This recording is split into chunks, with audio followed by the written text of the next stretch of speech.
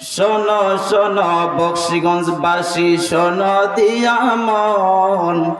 শোনো শোনো সূর্যনগরবাসী, শোনো দিয়া মন। ভালো লাগলো যুব সমাজের তাফসীর আয়োজন, হায়রে ভালো লাগলো যুব সমাজের তাফসীর আয়োজন। তাফসীরের প্রধান বক্তা নুরুল ইসলাম ভাই, সাথে আছেন আরমান সাহেব, শোনেন সবাই।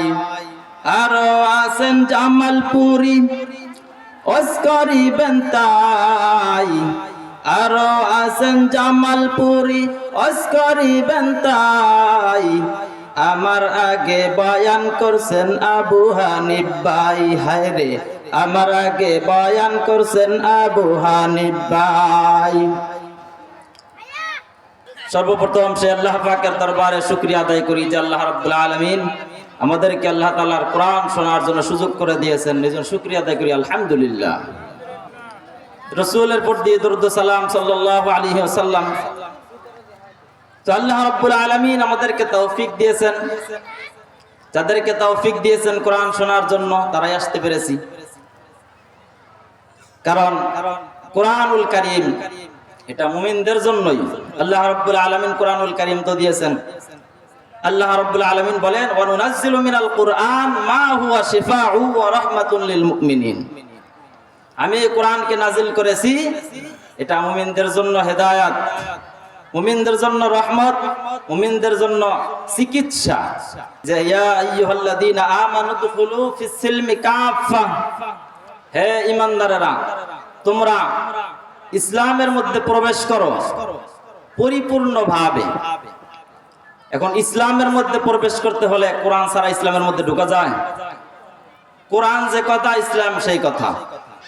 এজন্য ইসলামে ঢুকতে হলে অবশ্যই কোরআনুল কারীম মানতে হবে। কোরআনুল কারীম মানার মাধ্যমে ইসলামে ঢোকা সম্ভব হবে।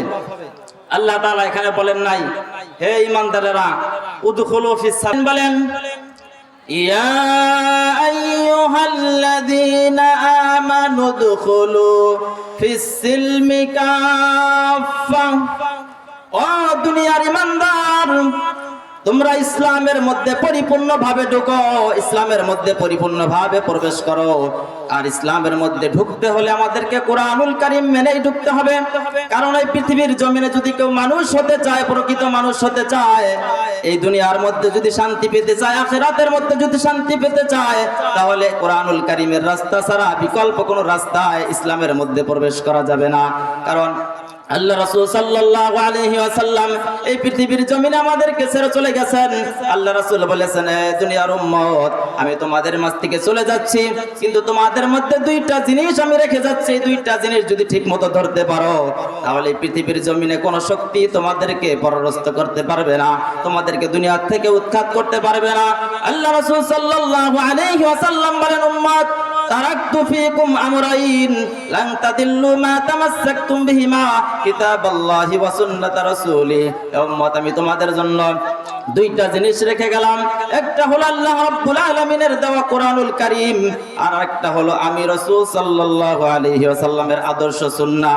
এই দুইটা রাস্তা যদি তোমরা গ্রহণ করতে পারো, তাহলেই তোমাদের ইসলামের মধ্যে প্রবেশ করা সম্ভব হবে। এই দুই রাস্তা বাদ দিয়ে সারা জীবন স্লোগান